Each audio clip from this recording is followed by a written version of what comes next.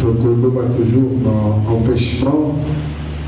Et puis Tokotanga dans Daniel 6, 16 à 23.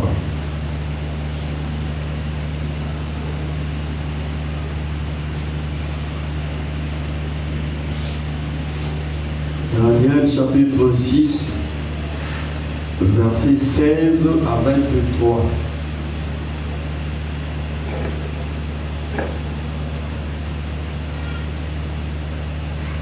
Amen.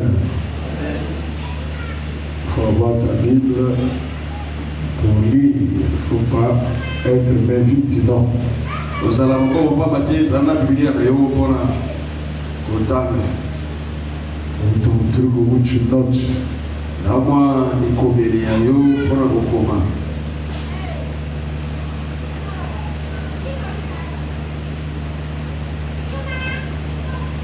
Dis Amen. Nous lisons au nom de Jésus-Christ. Autant la biseau dans le Congo de Jésus-Christ.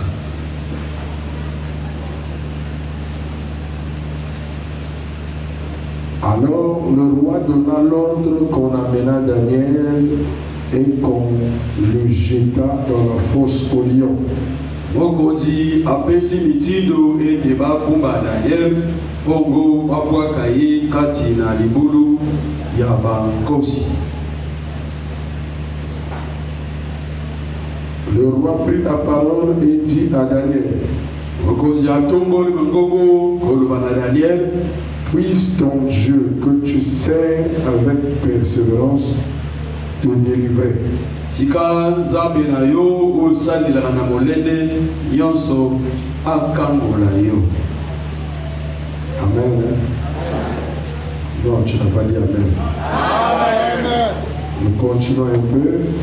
On apporta une pierre et on l'a mis sur l'ouverture de la fosse. Bayena libulu batiango likolo na libulu na monoko libulu ya mwikoteli.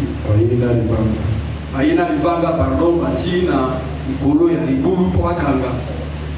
Le roi la scella de son anneau et l'anneau de ses grands afin que rien ne fût changé à l'égard de Daniel. Bokoji atiango ndanga to kashe na ye pe na ya kongo bokoji na ye atina ete liloba to likambo mosusu ebongo amate na oitali soria Daniel. Amen. Amen. Amen. Amen. Regarde ce que nous appelons l'empêchement. Tala oyo biso tobegi epekiseli. Amen. Amen. Ici, nous commençons par le sort de Daniel. Awa biso tobandi na likambo ya Daniel. Daniel se retrouve dans la fosse des lions. Daniel yewana akomi kasi na libulu ya bankosi. Et son sort est désespéré. Et les décisions sont sévères.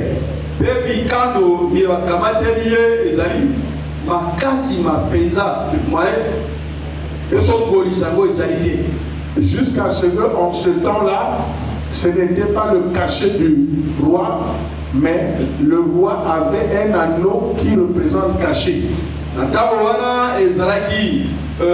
Lopete oya biso lelo ezali ndanga caché oyo ezalaki na ntango wana lopete ya mokonzi. Amen. En notre temps, c'est le cachet, le président met le cachet. En ce temps-là, il y avait un anneau gros comme ça qu'on met le cachet. Na ntango ya biso lelo ezali ndanga ya mokonzi. Na batango ya kala wana ezalaki nde lopete oyo ezalaki na bilembo ya mokonzi likolo mokonzi atia yango likolo. Si on met ça, rien ne peut plus changer à ton égard. La décision à ton égard est irrévocable. Amen. Amen. Je n'entends pas ton amen.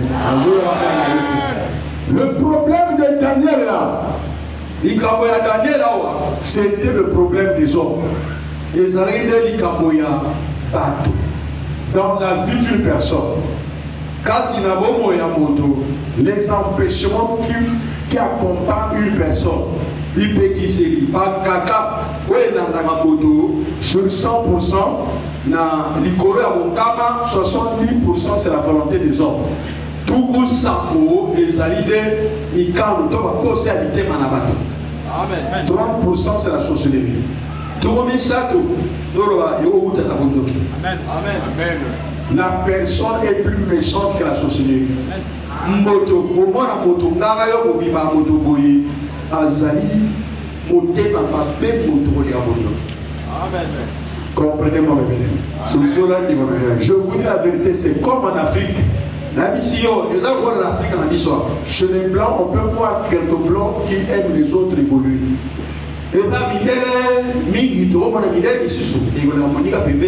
Mais chez les Africains, je vous dis à 100%, on ne veut jamais l'évolution de quelqu'un.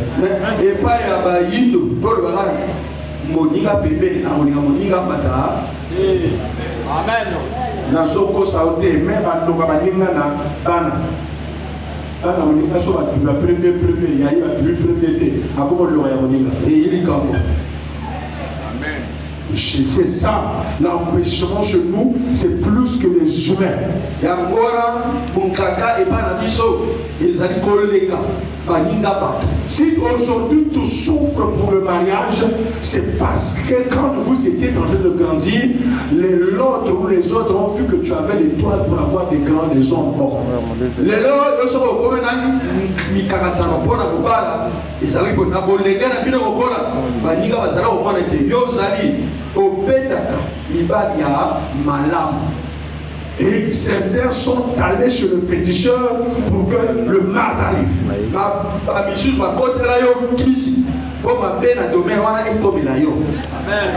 Amen. Comme chez Daniel ici là. On l'a pas ensorcelé. Mais Daniel était intelligent. Voilà, son intelligence lui a mené des problèmes. Ton intelligence, ton travail peut t'amener des problèmes. Je vous dis la vérité, je parle de moi-même. À l'église, j'étais avec Daniel, lesquels qui ont fait ça? Ce sont ses collègues ministres. Ils ont dit non, on ne peut pas accepter ça. C'est un étranger. Jamais le bien-aimé. C'est un étranger. Or, qu'est-ce qu'on va faire? Nous allons tout faire pour mettre les bâtons dans les roues. Ils ont fondé un problème. Un problème grave. Où Daniel n'a pas fait ça. Ils ont créé, ils ont enroulé le roi. Jusqu'à ce que le roi accepte que c'est vrai. Jusqu'à ce que ça rentre dans la loi. Jusqu'à ce que le décret soit pris. À un niveau où on ne peut pas le sauver. Mais Dieu est capable de t'amener dans une situation irréversible. Sans issue. Amen.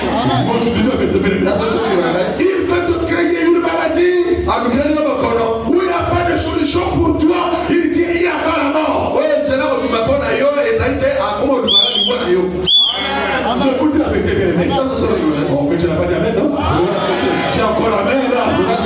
J'ai encore amen là. J'ai encore amen là. Daniel est en train de payer. Daniel a le prix de son intelligence, comme le frère l'a dit. Est-ce que tu m'entends bien aimé? Ça t'a cherché, toi là, tu aimes l'ordre. Tu aimes t'habiller. Vous êtes propre avec toi et ta femme, vous êtes propre. Mais il y a des frères qui ne sont pas propres. Il y a des soeurs qui n'aiment pas la propreté. Ils vont marcher contre vous, mes bien-aimés. Je vous dis la vérité, bien-aimés. Ils vont te parler dans les veillées mortuaires. Au lieu d'aller, oui, la polémique pour que les sorciers soient nombreux, pour que ton problème soit dit partout. Baosenga au secours. Abeso tangwa basangana et yugo bandogeza lebele ko basala. Face contre yo bakunisa yo. Si vous avez un problème, parlez dans la maison. Frère, aidez les frères. Si le problème est grave avec tes enfants, avec ta femme, avec ton mari, parlez dans la chambre. Ne permettez pas aux gens qui viennent vous visiter connaître vos problèmes, parce qu'il va amener ça dans la face publique. Il va amener ça très loin. Zalana frère doseur, frère amé, ouais doseur makabo.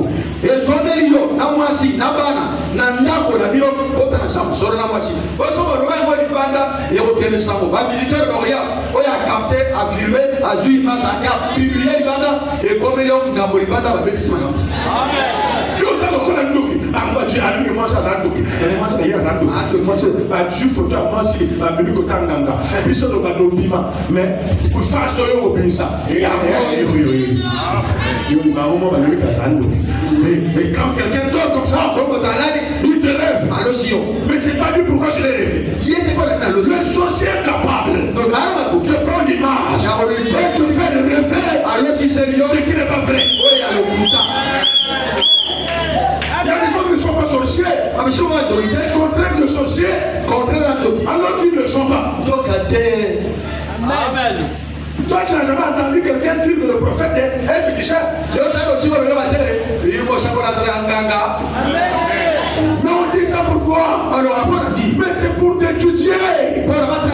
Parce qu'ils savent quand tu viens ici, ils ont des problèmes. Quand on se rencontre, il y a le feu qui dégage. Et la société qu'ils ont fait sur toi, c'est annulé. Qu'est-ce qu'il faut faire? Il faut créer une situation pour les repousser. Pour qu'ils ne partent plus là-bas. Moi j'ai eu une situation comme ça. Vendredi, j'étais l'argent envoyé le fait. Est-ce que tu entends ce que je dis? Ils sont là toujours prêts à tout. À cause de sa grandeur, les gens ont tout fait pour envoyer les autres dans la faute des lions.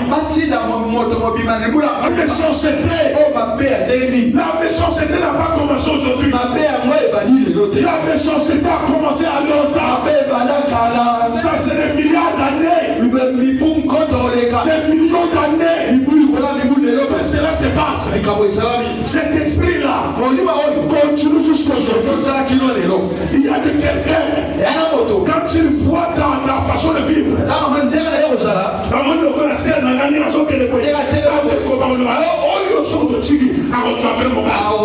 ils ont tout fait pour te détruire, pour mettre tous les empêchants. Celui qui devrait te marier ne vient pas. C'est à ça que je parle. C'est à ça que je parle. Tout est possible à celui qui écoute. Je suis en plein jeûne. C'est exceptionnel. Je ne suis pas comme d'habitude. Au moment où je parle, il y a un feu terrible. Cette nuit, je n'ai pas dormi. J'étais toujours avec le Seigneur. Est-ce que tu entends bien? Il m'a ajouté encore les idées. Il m'a dit tu dois aller dans chaque prison. Prison Batéké, prison Bakongo, prison Yabadikuba, prison Yabadjem, prison Yabakwele, prison Yababembe, prison Yabafili. Je dois rentrer dans chaque prison pour retirer tout ce qui appartient à Jésus, pour chasser, pour détruire, jusqu'à un fondo, jusqu'à Dongo. Est-ce que tu m'appelles bien? Il m'a donné le feu comme ça. J'avais le feu quand je partais. Dès que je vois la prison, je mets le feu. Les chaînes se coupent. Je rentre dans la prison. Je fouille. Je regarde ma fille. Il est là. Quelle que soit ta famille, tu dois sortir de la prison, de ta famille, de la prison, de ton père. Ton fait cœur là, qui montait, Je peux les chauffer. Amen. Il y a des gens, mon Dieu, qui n'ont saucé pas la nuit. Mais il est plus dangereux que le sorcier de la nuit.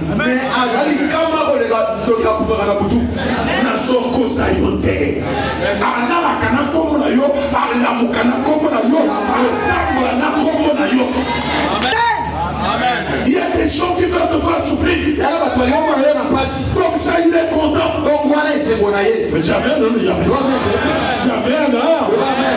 Jamais. Même les mariages là. Il y a des gens terribles. Si les terribles ne sont pas de ton mari, ils sont de ta femme. Ils peuvent se réunir. Les sorciers de ton mari et les sorciers de ta femme, ils peuvent se réunir pour dire qu'on va partager. On va partager. Est-ce que tu m'entends bien? On va les détruire. Tu m'entends là? Tu m'entends là? Nasi na mona moto ndoto te moto bazo luka bazo sambel bazo luka ngana sambel après batie kinken ayili nzamela suke yo na ode ngana nzamela abe tama kabo batasa moto azo luka fina ye balibila ye pesa ye botia ye deux poches à la kila. Il y a un groupe 0 plus. Mon doigt a mais a changé l'hôpital au lieu de la situation à laquelle a changé ma pilote AB. A changé ma pilote AB. Il y a un groupe qui a changé 0 plus, oui. Il y a AB. Au lieu que ma pilote a changé, il y a un groupe et comme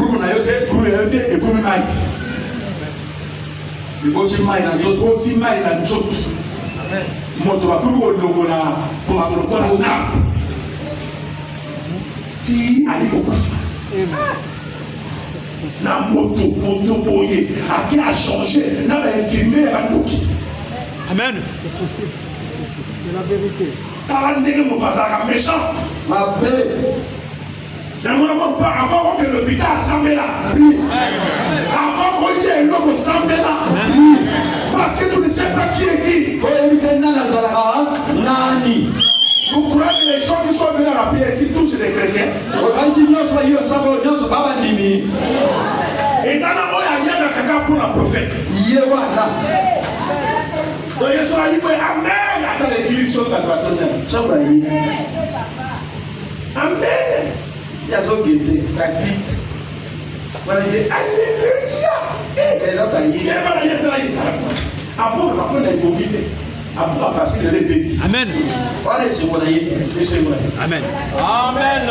Atomique qui sont au salut à boire 10, 9, il boit et c'est mon abandon. Amen. Amen.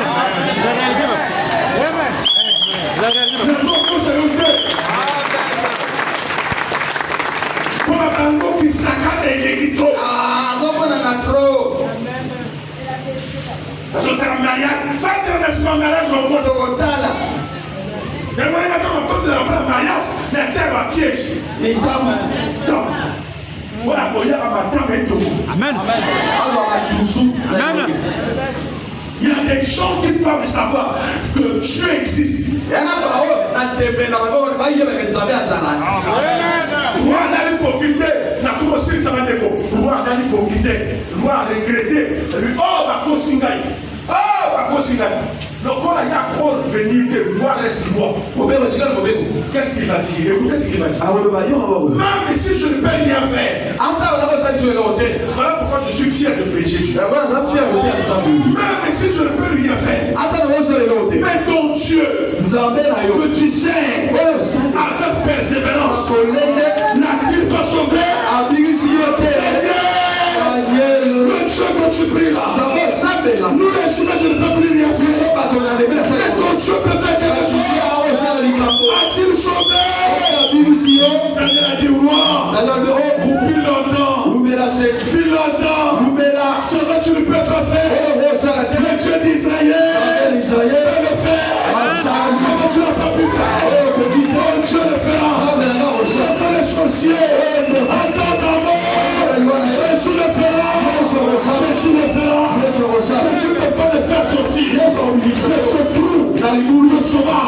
la stérilité, le célibat. Il va te faire sortir. Ces gens peuvent tout dire. Ces gens peuvent tout faire. C'est quand tu es éternel, il libère. Il libère.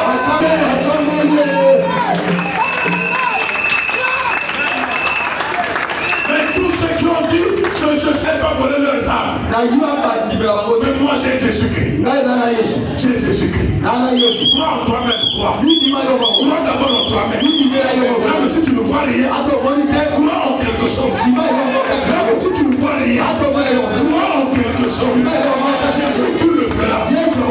Celui qui ne risque rien, n'a rien. Tu dois croire en toi-même.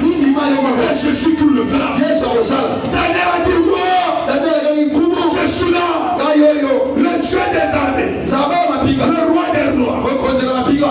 Qui n'a pas voulu que mes ennemis fêtent. Que mes ennemis crient à la victoire. Enfermer la gueule du sida. Enfermer la gueule du diabète. Enfermer la gueule de la sorcellerie. Enfermer la gueule de ces maladies. Enfermer la gueule de la sorcellerie. Et je suis vivant. Et on a fait ressortir. Tu sortiras vainqueur pour ce problème. Oui, tu sortiras vainqueur. Alléluia. Mon Dieu est puissant. Et non seulement il est sorti vainqueur. Si vous lisez tout le chapitre, vous allez voir encore une autre décision. Puisque vous avez voulu qu'il meure par les lions là, mais le même tour, les mêmes lions vont vous bouffer. Non seulement vous, vos femmes et vos enfants, avec lesquels vous bouffez l'argent du sang, vous allez les remplacer. Le